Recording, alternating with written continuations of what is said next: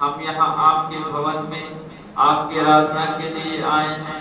धन्यवाद देते हैं कि आपने हमें अपने मन को जांचने का ये सौभाग्य दिया। हमारी आराधना को हम आपके हाथों में सौंपते हैं। हम सबों को आप अगुवाई करें। आगे के समय को हम आपके हाथों में सौंपते हुए प्रार्थना यीशु मसीह के नाम से मांगते हैं, आमीन। मंडली कृपया अपने स्थान में बैठ। ताली को बजाते हुए प्रभु की महिमा करेंगे। गीत नंबर 63 है, 63।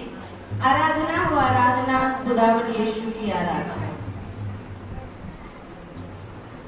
आराधना हो आराधना, खुदावन यीशु की आराधना।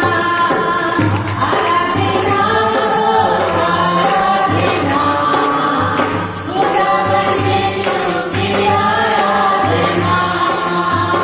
शांति दाता की आराधना, मुक्ति दाता की आराधना। शांति दाता की आराधना, मुक्ति दाता की आराधना। आराधना हो आराधना, खुदावन यीशु की आराधना। आराधना हो आराधना, खुदावन यीशु की आराधना। पवित्र है आराधना, प्रेमी मन से आराधना। पवित्र से आराधना, प्रेमी मन से आराधना। आराधना हो आराधना, खुदावन यीशु की आराधना। आराधना हो आराधना, खुदावन यीशु की आराधना। मेरी मसीहा की आराधना, जीवन दाता की आराधना। मेरे मसीहा की आराधना, जीवन दाता की आराधना। आराधना हो आराधना, खुदावन यीशु की आराधना। आराधना हो आराधना, खुदावन यीशु की आराधना। दूतों के संग चले आराधना, पवित्र संस्था की आराधना। दूतों के संग चले आराधना, पवित्र संस्था की आराधना। आराधना हो आराधना, खुदावन यीशु की आराधना। आराधना हो आराधना, खुदावन यीशु की आराधना। आराधना हो आराधना, खुदावन यीशु की आराधना। आराधना हो आराधना, खुदावन यीशु की आराधना। खुदावन यीशु की आराधना। खुदावन यीशु की आराधना। Hallelujah, hallelujah. आइए ताली को बजाते हुए उच्च स्वर से हम प्रभु की महिमा करें।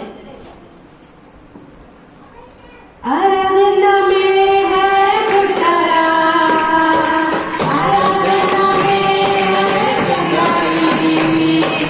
आराधना में है छुटकारा, आराधना में है चंगाई। सरिता में शांति आनंद देता है, प्यार से भी प्यारा प्रभु।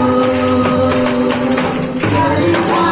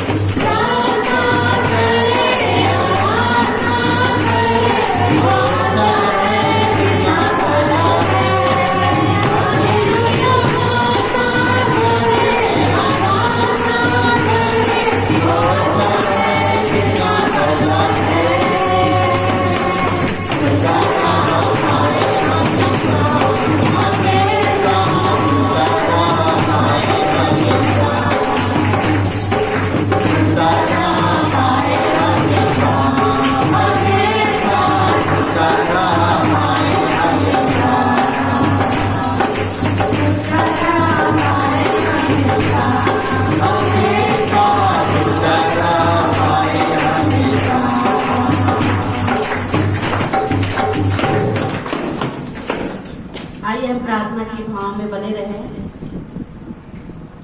जमा हुए हैं यहाँ कि करें हम स्तुति और आराधना यीशु की। जमा हुए हैं यहाँ कि करें हम स्तुति और आराधना। जमा हुए हैं यहाँ कि करें हम स्तुति और आराधना।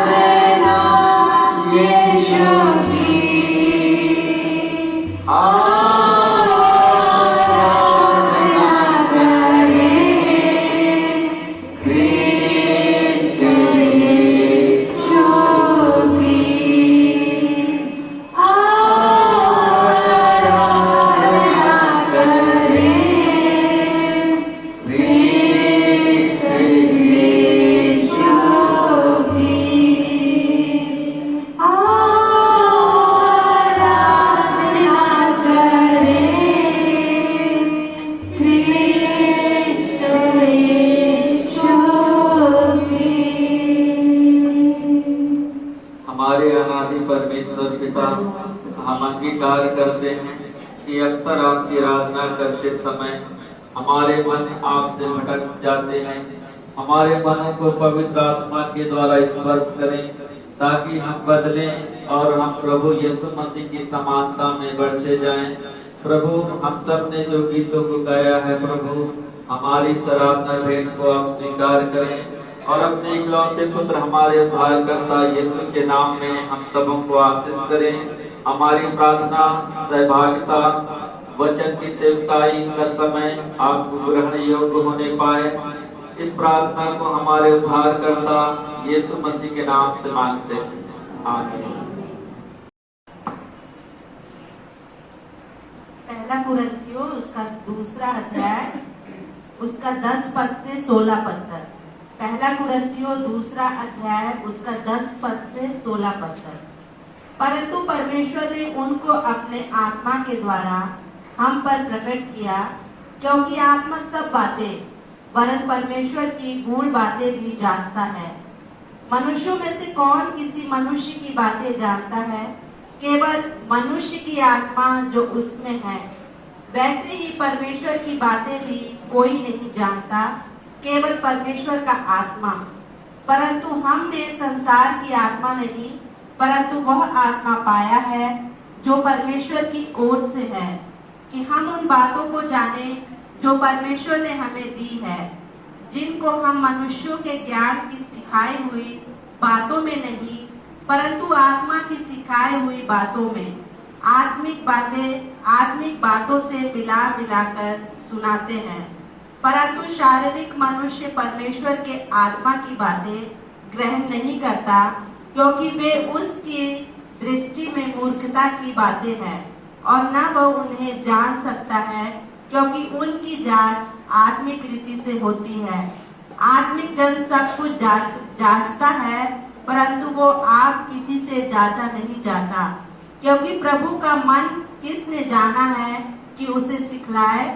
परंतु हम में मसीह का मन है। ये परमेश्वर का पवित्र वचन है। पर विश्वास करता हूँ, वह स्वर्ग पृथ्वी का और दृश्य अदृश्य वस्तु का करता है, और एक प्रभु यीशु मसीह पर विश्वास करता हूँ, परमेश्वर का इकलौता पुत्र, सदियों से पहले पिता से उत्पन्न, परमेश्वर से परमेश्वर, ज्योति से ज्योति, सत्य परमेश्वर से सत्य परमेश्वर, कृत नहीं वरन उत्पन्न है, उसका और पिता का तत्व एक है, उसी के द्वारा सर्वस्व एक है। हम मनुष्यों के लिए और हमारे उद्धार के लिए वह स्वर्ग से उतर आया, पवित्र आत्मा की सामर्थ से वह कुमारी मरियम से जन्मा और मनुष्य बना। कित्तियुस पिलातुस के शासन में वह हमारे लिए क्रूस पर चढ़ाया गया, उसने दुख भोगा, वह मरा और गाड़ा गया। पवित्र शास्त्र के कथन के अनुसार वह तीसरे दिन जी उठा, वह स्वर्ग पर चढ़ गया और पिता के दाहिने ओर विराजमान है। वह जीवितों एवं मृतकों के न्याय करने के लिए महिमा के साथ फिर आएगा और उसके राज्य का कभी अंत न होगा। और मैं पवित्र आत्मा पर विश्वास करता हूँ, जो प्रभु और जीवन दाता है। वह पिता से निकलता है, पिता एवं पुत्र के साथ उसकी आराधना और स्तुति की जाती है, वह नबियों के द्वारा बोला। और मैं एक पवित्र सार्वलौकिक और प्रेरित कलीसिया पर विश्वास करता हूँ। मैं पापों की क्षमा के लिए एक बपतिस्मा को मानता हूँ, और मैं मृतकों के पुनरुत्थान और आने वाले युग के जीवन की प्रतीक्षा करता हूँ। आमीन। प्रेमी और दयालु परमेश्वर सच्चे प्रेम और शांति के साथ एक दूसरे का अभिवादन करने में हमारी सहायता करें। प्रभु के प्रेम में आइए हम सब एक दूसरे का अभिवादन करें।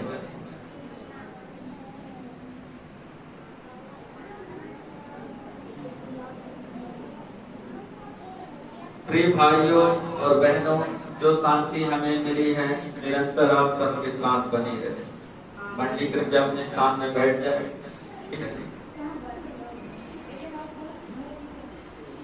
तो आज जो हम परमेश्वर के वचन से सीखने जा रहे हैं कि हमें आराधना और प्रार्थना करने वाला व्यक्ति बनना चाहिए। परमेश्वर ने हमें क्यों बुलाया है? ताकि हम उस पवित्र परमेश्वर की आराधना करने वाले और उससे प्रार्थना करने वाले व्यक्ति बने। कई बार हम केवल प्रार्थना करने वाले व्यक्ति बन जाते हैं, लेकिन आराधना करने वाले व्यक्ति हम नहीं बन पाते हैं। तो आज हम सीखेंगे कि जब हम परमेश्वर के लोग हैं, परमेश्वर ने अपने पुत्र के द्वारा हमें अपने पवित्र कलीसिया में बुलाया है, तो हम किस प्रकार का व्यक्ति होना चाहिए। तो हमें किस प्रकार का व्यक्ति बनना है? परमेश्वर ने हम सबों को बुलाया है अपने पवित्र कलीसिया में, हमें कुछ बनाने के लिए बुलाया है ना। तो हमें एक ऐसा व्यक्ति बनना चाहिए, आराधना और प्रार्थना करने वाला व्यक्ति बनना चाहिए। आजकल का आराधना का मतलब कुछ और है और परमेश्वर के दिनों में आराधना का मतलब कुछ और था। अभी लोग आराधना का मतलब समझते हैं कि खूब अच्छा से गाना बजाना, यही लोग जानते हैं। और आज आप परमेश्वर का स्थान यही गाना बजाना ही ले लिया है। आप और कलीसियाओं में जाओ तो 6 लड़की इधर और 6 लड़के इधर और बीच में पादरी साहब। तो जो परमेश्वर का स्थान है वो कौन ले लिया है? गाना बजाने वाले और गाने वाले और पादरी साहब ने परमेश्वर का स्थान ले लिया है। ठीक है, लोग उन्हीं को देखते हैं, लोग उन्हीं को देखते हैं।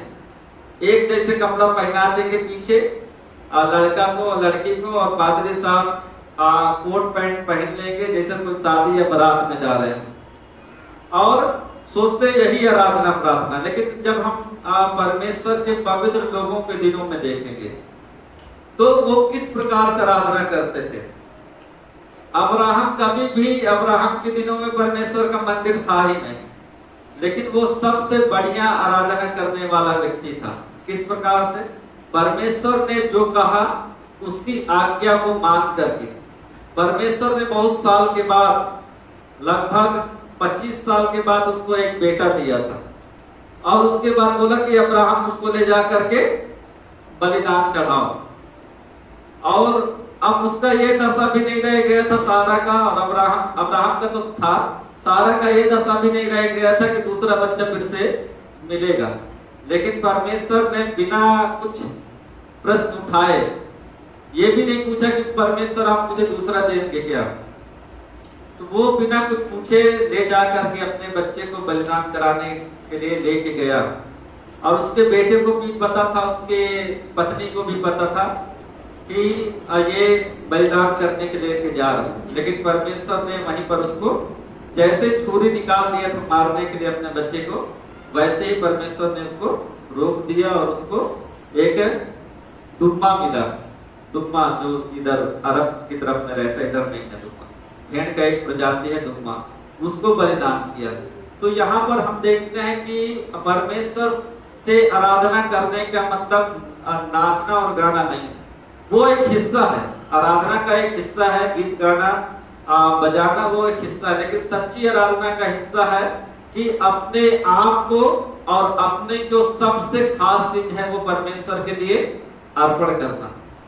पहले के समय में लोग अपने जीवन को ही परमेश्वर को अर्पण करते थे। आप बाइबल में देखें ना, एक व्यक्ति था, एक औरत थी और उसको संतान नहीं हो रहा था।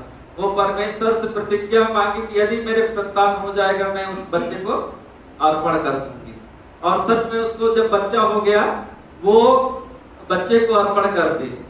वो बच्चा है सामुएल नबी, बाइबल में किताब है ना सामुएल का, वो सामुएल को अर्पण कर दी। उसके बाद उसको 3 और बच्चे हुए। तो आराधना का मतलब है कि अपना सबसे खास चीज परमेश्वर को हमें अर्पण करना चाहिए।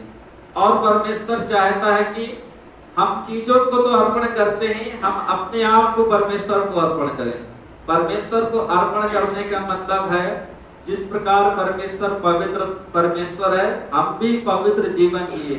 यशायाह का किताब निकाल दीजिए आप लोग जो पढ़े थे, यशायाह उसका 1 अध्याय 12 से 15। तुम जब अपने मुंह दिखाने के लिए आते हो तब यह कौन चाहता है कि तुम मेरे आत्मा को पांव सिरा दो। अन्न बलि सिर्फ मत लाओ तुम लाओ धूप से मुझे गीला है, नए चाक और निष्काम दिन का मानना और स्वभाव का प्रचार करना है मुझे बुरा लगता है।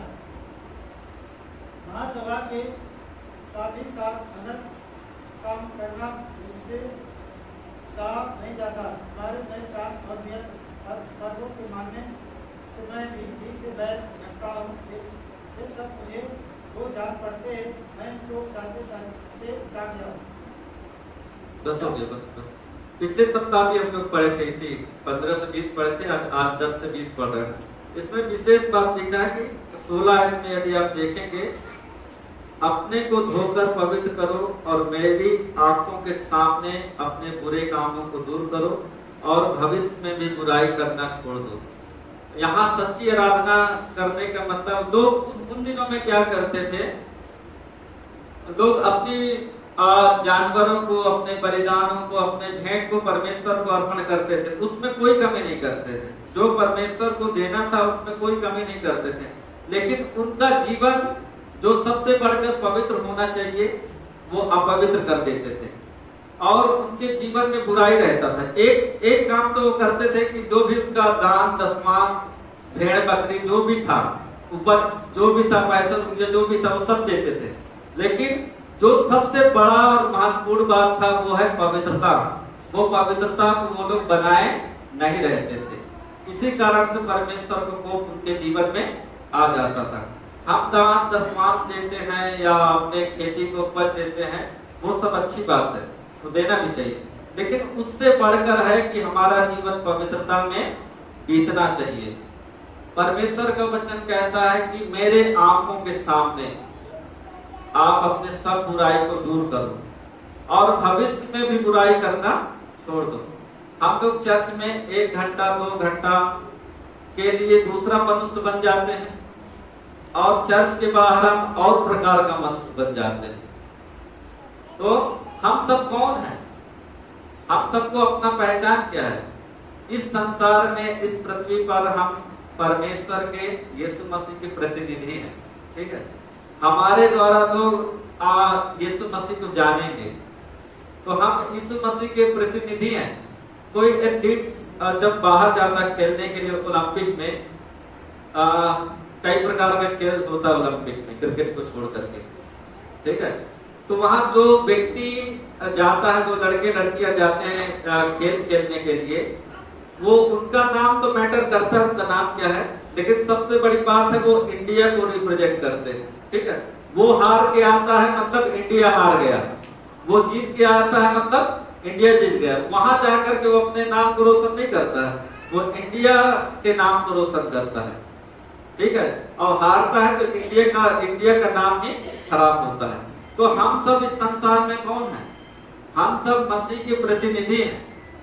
हम मसीह को अपने जीवन से लेकर के जाते हैं, हम संसार में प्रस्तुत करते हैं। हमें याद होना चाहिए कि हम कौन हैं।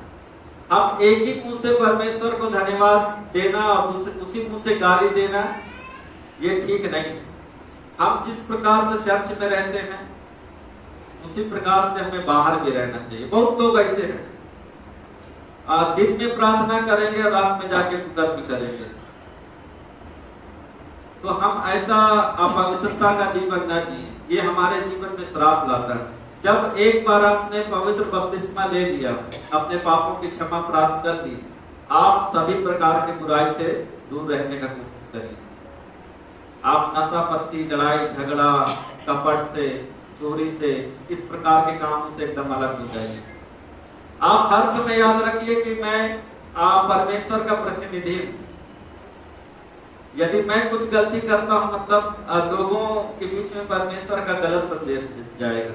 तो हमें हर समय याद रखना चाहिए कि मैं परमेश्वर का जन, परमेश्वर की पवित्रता को मुझे प्रकट करना है। हमारे काम में, हमारे जीवन शैली में, हमारे व्यवहार में पवित्रता दिखना चाहिए। हम भेंट लाते हैं, प्रार्थना करते हैं, वो सब ठीक है, लेकिन हमारा पवित्रता कहाँ है? हमारा पवित्रता कहाँ है? एक बार जो स्नान आपने कर लिया पवित्र बपतिस्मा, तो दोबारा वो नहीं होगा। एक बार यीशु मसीह ने आपके लिए खून बहा चुका है, अब दोबारा इसमें से स्वर्ग से आकर के मनुष्य बन के फिर से अपने पवित्र लहू को नहीं बहाएगा। इसलिए आप लोग ध्यान दीजिए, आप आराधना करने वाले बनना है, लेकिन सच्चे आराधना करने वाले बनना है।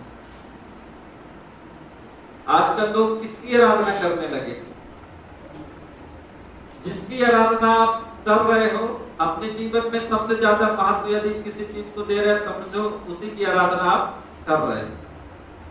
तो हम आप परमेश्वर के सच्चे आराधक बने, हम ढोंग और कपट करने वाले ना बने। हम जब आराधना करते हैं तो उसका सबसे मुख्य बात है हमारा जीवन।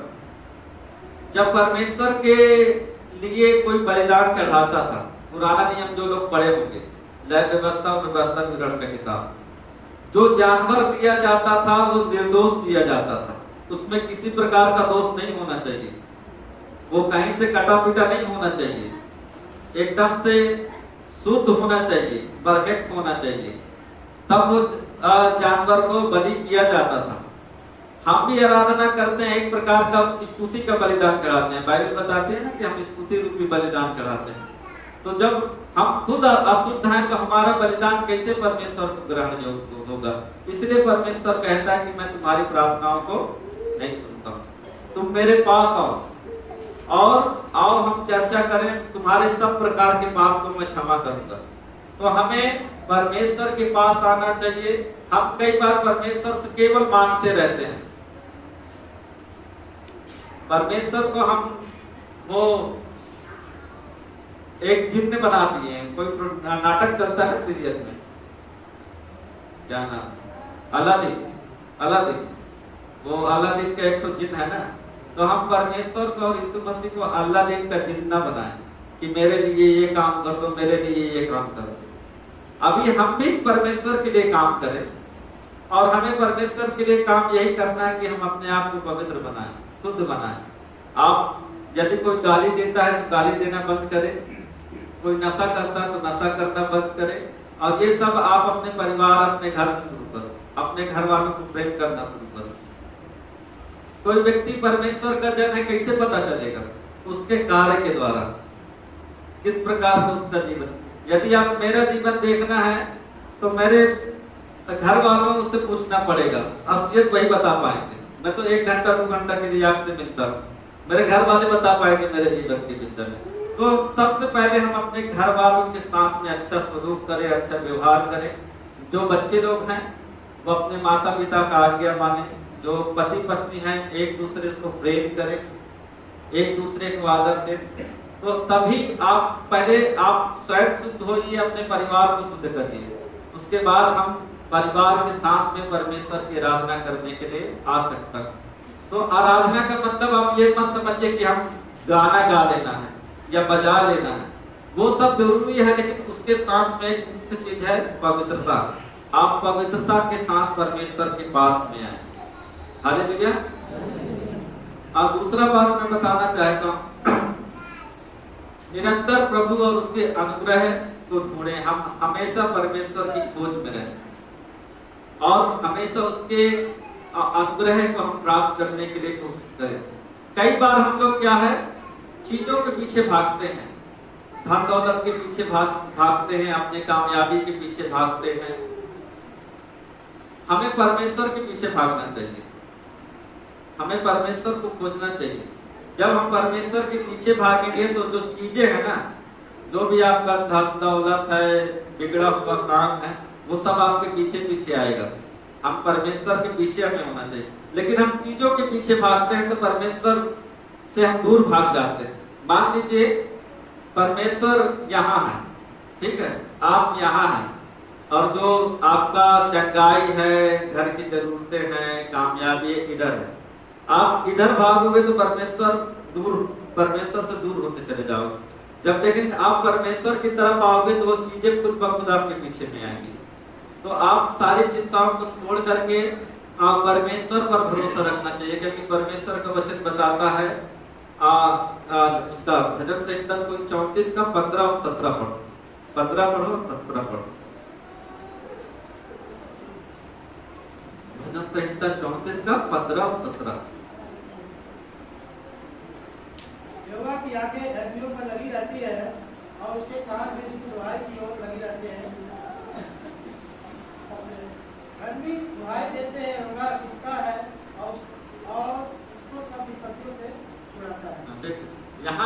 बात है धर्मी के विषय में। यहोवा धर्मियों की दुहाई को सुनता है और यहोवा की आंखें धर्मियों के ऊपर लगी रहती है।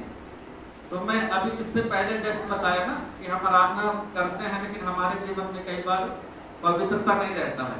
तो जब हम पवित्रता हमारे जीवन में होगा तभी हम धर्मी कहलाएंगे और तभी परमेश्वर की आंखें हमारी ओर आएगी और तभी परमेश्वर हमारी दुहाई को, हमारी प्रार्थनाओं को सुनेगा। तो हमें किसके पीछे जाना है? पवित्रता के साथ में परमेश्वर के पीछे। परमेश्वर के पीछे जाओगे आपका धीरे धीरे धीरे धीरे सब सही होना शुरू हो जाएगा। लेकिन यदि आप चीजों के पीछे भागोगे तो आप परमेश्वर से बहुत दूर चले जाओगे। शैतान आपको ऐसा कामयाबी दे देगा दोबारा आप नहीं आ पाओगे। तो परमेश्वर की आशीष का मतलब है कि आपके जीवन में संतुष्टि का आना। पैसा ज्यादा है कम है उससे ज्यादा मतलब नहीं। आपके घर में परिवार के लोग निरोग हैं, आप संतुष्ट हो, आपको परमेश्वर खाने के लिए भोजन, पहनने के लिए कपड़ा दिया है, मतलब परमेश्वर की आशीष आपके पास में है। तो हमें धर्मी व्यक्ति बनना है। धर्मी व्यक्ति हम कैसे बन सकते हैं? बहुत ज्यादा दान पुण्य करके नहीं बन सकते, हमें पवित्रता का पालन करना पड़ेगा। उसके बाद दान पुण्य तो हमारा काम नहीं, हमें वो करना ही चाहिए, लेकिन सबसे बढ़कर हमें ध्यान देना चाहिए हमारे पवित्रता के विषय में। हालेलुया। तीसरी बात है आत्मा में चले। हमेशा हमें पवित्र आत्मा की अगुवाई में चलना। पवित्र आत्मा सत्य का आत्मा, परमेश्वर का आत्मा, और परमेश्वर का आत्मा न कभी झूठ बोलती है और न कभी झूठ बोलने वालों के साथ में रहती है। ठीक है, जिस व्यक्ति के अंदर पवित्र आत्मा आ जाता है वो एक सच्चा और अच्छा इंसान बन जाता है। आजकल के पवित्र आत्मा, कल मैं एक वीडियो देख रहा था फेसबुक में, तो बिशप जी है प्रार्थना कर रहा है, तो लोग कूद रहे हैं, उछल रहे हैं और उछल के दूसरे के ऊपर गिर जा रहे हैं। तो मैं उसमें लिखा, उसमें कमेंट किया कि मेरे पास शब्द नहीं है कि इस पर मैं क्या कमेंट करूं। मैं उसको पवित्र आत्मा भी नहीं बोल सकता हूं, उसको दुष्ट आत्मा भी नहीं बोल सकता हूं, मतलब मैं शब्द नहीं है मेरे पास, मैं क्या बोलूं उसको। क्योंकि हम बाइबल में देखते हैं और चेहरे लोगों के जीवन में भी देखते हैं, जब पवित्र आत्मा लोगों के पास आया है, पवित्र आत्मा जब आएगा तो आप दूसरे को नुकसान नहीं पहुंचाओगे। ठीक है, दूसरे को नुकसान, अपने को भी नुकसान नहीं पहुंचाओगे, दूसरे को भी नुकसान नहीं पहुंचाओगे। और बाइबल बताती है पवित्र आत्मा जिसके पास आता है और जब वो अन्य भाषा में बोलता है तो वो कंट्रोल में रहता है, वो चाहे तो उसको रोक सकता है। पता नहीं लोग कैसे गोल गोल घूम रहे हैं, दूसरे के ऊपर गिर रहे हैं। तो मैं उसमें लिखा कि मेरे पास शब्द नहीं है कि मैं क्या अपनी क्या प्रतिक्रिया दूं। मैं इस पर कुछ प्रतिक्रिया नहीं दे सकता। तो आप लोग जानिए, पवित्र आत्मा के बिना आप कभी भी एक धर्मी व्यक्ति नहीं बन सकते। हम लोग जो विश्वास प्रमाण बोलते हैं उसमें पवित्र आत्मा का भी पाठ है कि मैं एक पवित्र आत्मा पर विश्वास करता हूं जो प्रभु और जीवन दाता है और वह पिता से निकलता है। पिता और पुत्र के द्वारा उसकी आराधना स्तुति होती है उसके साथ में। तो ये वो पवित्र आत्मा ही है जो जीवन बदलता है। हमारे अशुद्ध जीवन को बदलने के लिए कौन आता है? यीशु मसीह ने जिस आत्मा को भेजा पेंतीकोस्त के दिन कलीसिया के ऊपर आया और वही आत्मा की सामर्थ्य में भर करके पतरस ने प्रचार करना आरंभ किया। 3000 के लोग एक ही दिन में मन फिरा करके बपतिस्मा लेकर के कलीसिया में शामिल हुए। तो पवित्र आत्मा ही हमें कायल करता है, हमारे पाप के दिशा में हमें बताता है और बताता है कि हमें परमेश्वर से क्षमा मांगने की जरूरत है और हमें अपने आप को शुद्ध करने की जरूरत है। वो पवित्र आत्मा है। पवित्र आत्मा ये नहीं सिखाता कि उछल के दूसरे के ऊपर गिर जाओ, उसको नुकसान दे दो। मैं तो ये सोचता हूँ कि भाई कहीं 80 किलो की आदमी या औरत 30-35 किलो वाले में न गिर जाए, नहीं तो हाथ पैर टूट जाएगा उसका। तो ये चीज हमें समझना चाहिए कि वास्तव में, क्योंकि परमेश्वर ने कहा था कि आने वाले दिनों में भरमाने वाले लोग आएंगे और मैं उनको भरमाने वाली एक आत्मा भी उनके बीच में भेज दूंगा। तो हमें समझना चाहिए कि पवित्र आत्मा वास्तव में है क्या। कई बार लोग उसी को पवित्र आत्मा समझ लेते हैं। पवित्र आत्मा जब आएगा, सबसे पहले आपके अंदर परमेश्वर का पवित्र भय आ जाएगा। जो व्यक्ति गाली देने वाला होगा वो गाली देना बंद करेगा, डर लगेगा, क्योंकि उसको पवित्रता की चिंता हो जाएगी। जो शराब पीने वाला व्यक्ति है वो शराब छोड़ देगा, जो गांजा पीने वाला व्यक्ति है गांजा छोड़ देगा, जो कपट करने वाला व्यक्ति है वो कपट करना छोड़ देगा। और यदि अब तक हमको हमारे जीवन नहीं बदले हैं, उसका कारण यही है कि पवित्र आत्मा हमारे जीवन में नहीं। हमें प्रार्थना करना चाहिए कि पवित्र आत्मा हमारे जीवन में आए, और तभी पवित्र आत्मा ही आपके जीवन को बदल सकता है। कई बार आप बाइबल पढ़ते हो ना, बाइबल पढ़ने के बाद भी आप शराब पी रहे हो, झूठ बोल रहे हो, गाली दे रहे हो, कपट कर रहे हो, इसका मतलब पवित्र आत्मा आपके जीवन में नहीं है। तो पवित्र आत्मा को आने का अवसर आप दीजिए, आप पवित्रता का जीवन जीना शुरू करिए। और जब पवित्र आत्मा आएगा आपको शक्ति प्रदान करेगा। शक्ति प्रदान करेगा तो मतलब ये नहीं कि 35 किलो के हो तो 50 किलो हो जाओगे, ठीक है, रहोगे वैसे ही, लेकिन आप आत्मिक रीति से बहुत मजबूत हो जाओगे और आपका जीवन धीरे धीरे धीरे धीरे बदलता जाएगा। हालेलुया। तो हमें आत्मा में जीवन व्यतीत करना है पवित्र आत्मा के साथ में। अंतिम बात बता के मैं समाप्त करूं, तो उसके बाद हम प्रभु को ग्रहण करेंगे। अंतिम बात है, हमें जागते रहना है और तैयार रखना है। जागते रहने से आप तो क्या समझते हैं? यहाँ पर जो संत मरकुस का सुसमाचार है वो कौन वाला जागना है, यहाँ पर उदाहरण दे के बताया है कि कोई व्यक्ति है, ठीक है, ये उस विषय में है। यीशु मसीह कहा था ना कि मैं वापस फिर आपका जगह तैयार करने के लिए जाता हूँ। और जब यीशु मसीह बादल में उठाए जा रहे थे तो 2 स्वर्गदूत चेहरे लोगों के पास थे कि जिस प्रकार से एक तो आप जाते हुए देखते हो, इसी प्रकार से फिर से ये वापस आएंगे, स्वर्गदूत ने बताया था। और कई बार चेहरे लोग पूछे थे कि प्रभु ये कब होगा, तो यीशु मसीह ने कहा उस घड़ी के विषय में, उस समय के विषय में या उस काल के विषय में न स्वर्गदूत जानते हैं ना मैं जानता हूँ, केवल पिता जानता है। और उदाहरण दे के बताया कि ये किसके समान है। अब उसमें उदाहरण दिया कि एक व्यक्ति था कोई, ठीक है, वो बाहर किसी काम से चला गया और घर के सारे सेवकों को या नौकरों को जिम्मेदारी दे दिया और द्वारपाल को बोला कि जागते रहना, ठीक है, और बता के नहीं गया कि वो कब आएगा, बता के नहीं गया, आज शाम को आएगा कि सुबह आएगा कि आधी रात आएगा, कब आएगा। तो लोगों का काम था कि जो जिम्मेदारी दिया गया है वो करते रहे, और जो दरबार है, ठीक है, वो जागते रहना चाहिए, ठीक है, सब अपनी जिम्मेदारी लगे रहना चाहिए। परमेश्वर कब, वो स्वामी कब आ जाएगा पता नहीं। तो लेकिन कई बार क्या हुआ, लोग लापरवाह हो गए। जब वो नहीं आया होगा उस समय तो ईमानदारी से काम किए होंगे अपने कि भाई वो आ जाएगा 2 दिन 4 दिन में 5 दिन में आ जाएगा, अपना अपना काम करो। तो 4-5 दिन ईमानदारी से काम किए होंगे या 1 महीना ईमानदारी से काम किए होंगे, उसके बाद लगा होगा कि यार अभी नहीं आएगा, ठीक है, तो लोग धीरे धीरे क्या हुए, लापरवाह होते गए, जो कि ईमानदारी थी वो सब समाप्त होते चली गई। और अचानक से जब वो लोग जानते भी नहीं थे कि वो आ जाएगा, उसी घड़ी में वो घर का मालिक आ गया।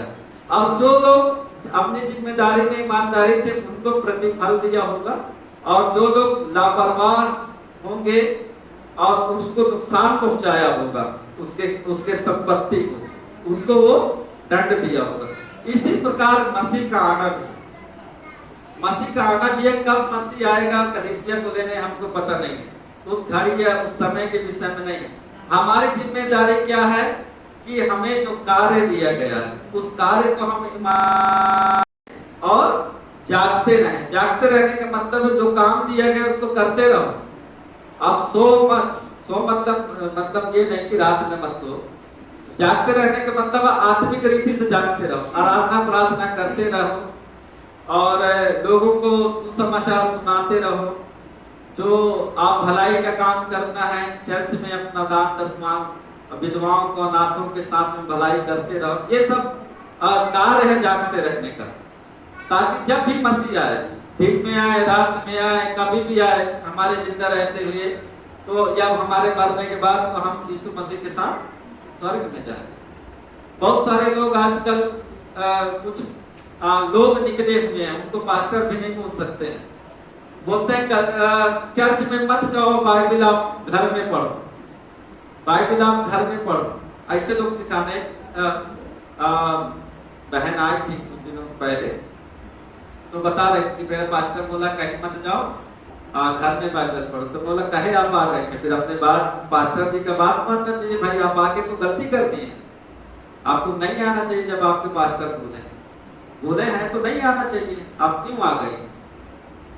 तो लोग इस प्रकार के सिखाने वाले, जो लोग ये बोलते हैं कि घर में बैठ करके बाइबल पढ़ो, कहीं चर्च में जाने की जरूरत, समझो वो शैतान का दूत है।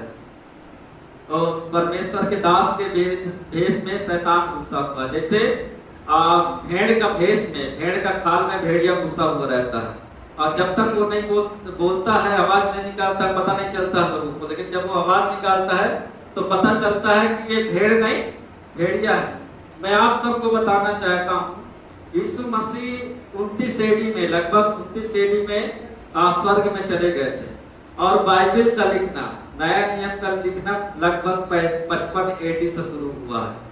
लगभग 26 साल तक कलीसिया स्थापित हो चुकी थी, किसी प्रकार का बाइबल नहीं था। बिना बाइबल से पुराने नियम को लोग पढ़ते थे, और जो कुछ यीशु मसीह ने अपने शिष्यों को सिखाया था, चाहे लोगों के सामने चाहे अकेले में, उन चीजों को वो लोग करते आए थे। बाइबल 26 साल तक, शुरुआत का फर्स्ट शताब्दी में 26 साल तक नया नियम कोई भी किताब नहीं था। जो आप आज मत्ती मरकुस देखते हो ना, कोई भी किताब नहीं था। 26 साल तक कलीसिया बिना बाइबल के चली है, स्थापित हुई है और बड़ी है।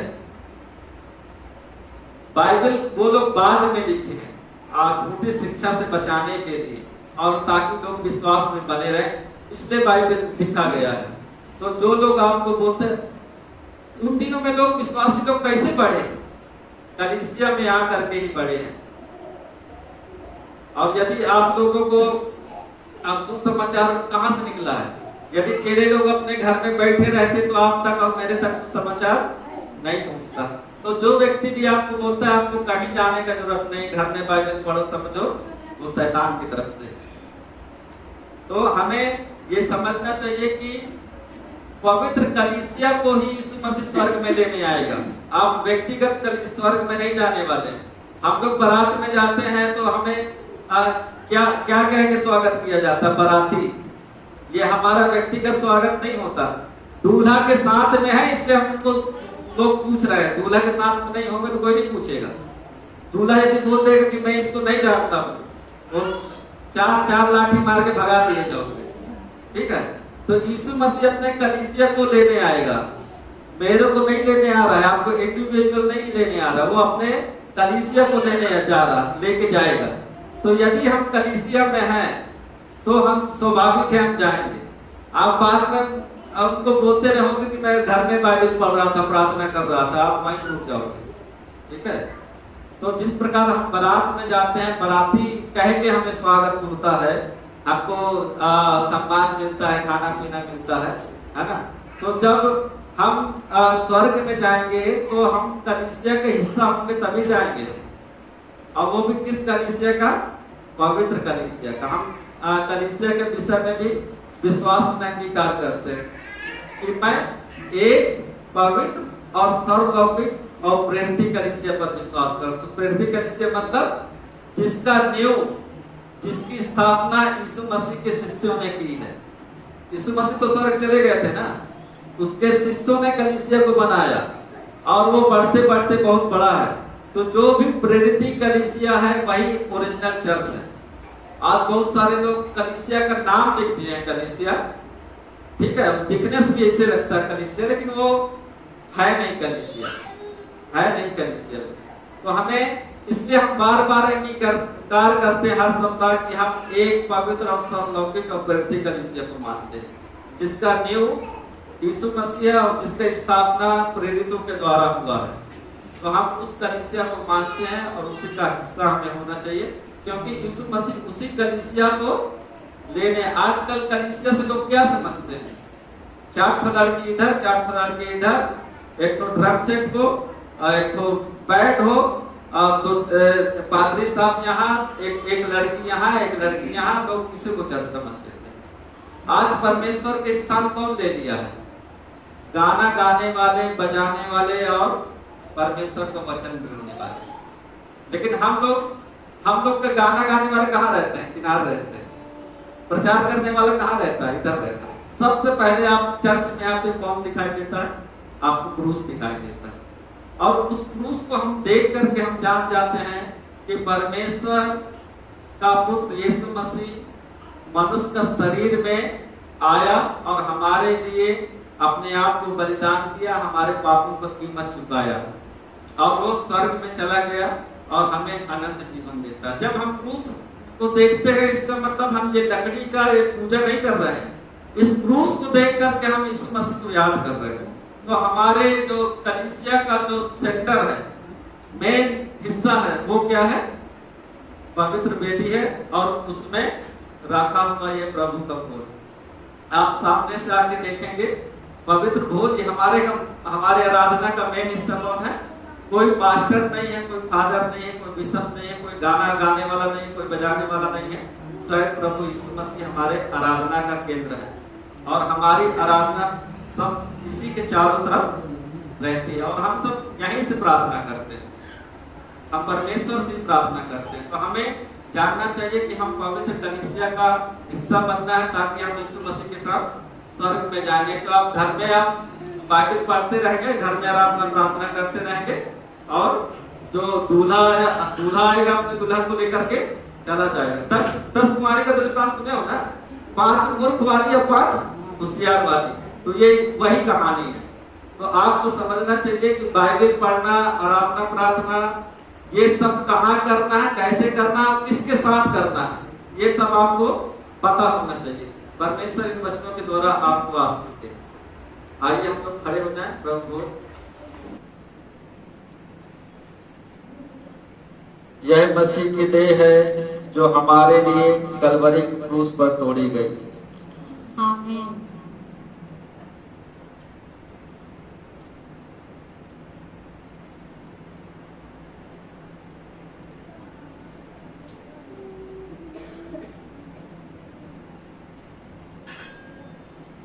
यह मसीह का लहू है जो हमारे पापों की क्षमा के लिए कलवरी की क्रूस पर बहाया गया। आमीन। पिता, पुत्र, पवित्र आत्मा की महिमा हो, जैसे आदि में था, अब भी है और सदा सर्वदा आनंद काल तक होती रहे। इन पवित्र भेदों को ग्रहण करने से पूर्व आइए हम दयालु परमेश्वर के सम्मुख अपने सिरों को झुकाएं। हे प्रभु, हम आपके सामने अपने सिरों को झुकाते हैं।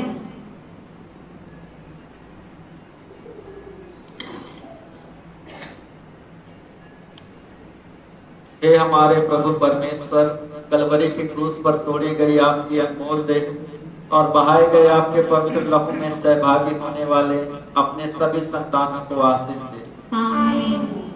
सर्वशक्तिमान परमेश्वर एवं हमारे उद्धारकर्ता यीशु मसीह की करुणा इन पवित्र भेदों के वाहकों पर और उन देने वालों पर और उन प्राप्त करने वालों पर तथा उन सब पर जिन्होंने भाग लिया है और उन सब पर जो भाग लेने वाले हैं नित्य होती रहे। और परमेश्वर की दया हम पर और उन सब पर दोनों लोगों में सदैव होती रहे।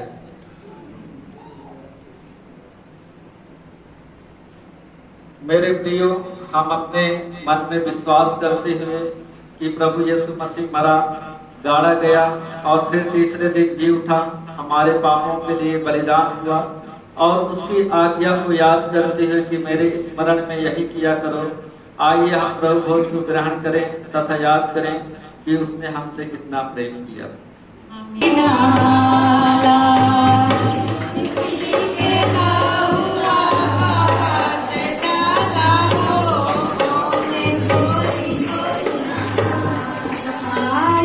तुझे चलो हुआ बहुत